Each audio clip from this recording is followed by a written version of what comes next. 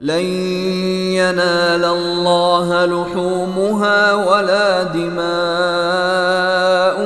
ولكن يناله التقوى منكم كذلك سخرها لكم لتكبروا الله على ما هداكم وبشر المحسنين۔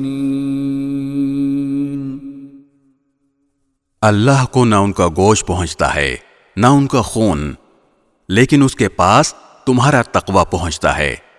اس نے یہ جانور اسی طرح تمہارے تابع بنا دیے ہیں تاکہ تم اس بات پر اللہ کی تکبیر کرو کہ اس نے تمہیں ہدایت عطا فرمائی، اور جو لوگ خوش اسلوبی سے نیک عمل کرتے ہیں انہیں خوشخبری سنا دو۔ ان اللہ یدافع عن الذین آمنوا ان اللہ لا يحب كل خوان کفور۔